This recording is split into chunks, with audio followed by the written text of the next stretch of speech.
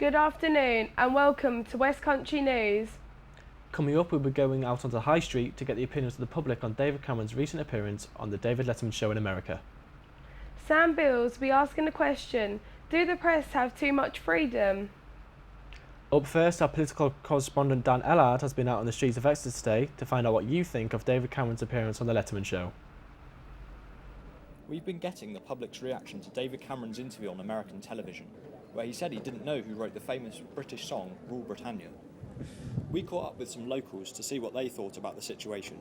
Okay, so do you think that David Cameron not knowing the words to Rule Britannia shows some real inadequacy in the Prime Minister? I think he shows inadequacy in whatever he says or does. Really, that's some strong views there. I have absolutely strong views about everything. Do you happen to know? James Thompson certainly is. So do you think David Cameron should know a song by, say, Dizzy Rascal? Yes and no.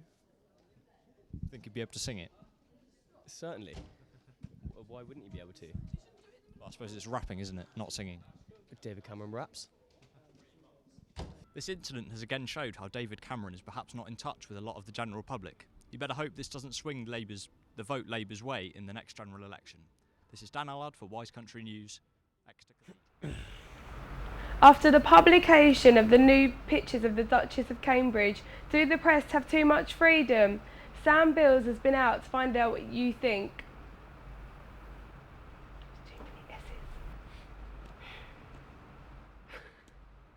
Indignation on Twitter, with many in the media saying the French magazine Closer should not have published the photos. We're here in Exeter in Devon, where we got the opinions of some of the locals. Do you believe that the photos of Kate Middleton should have been published by the French magazine Closer? No, I didn't. And do you think it's a massive invasion of her privacy at all? Yeah, I think so, because she was actually on private land doing, she was in her own time, she wasn't doing any civic duties, so why should somebody go with a PAP lens from a mile to take a photograph? Do you think it calls for stricter boundaries on the British press? I don't think it would make any difference to the French press and a French photographer. That's great. Many commented on how French privacy laws should have prevented the pictures being published and compared the invasion of the couple's holiday as harking back to the days when the press hounded the late Princess Diana. Publication of the Jazz has been out to see how the weather has been affecting you. Green, and we're asking the public today about how the weather has affected them. So how has the recent weather affected you?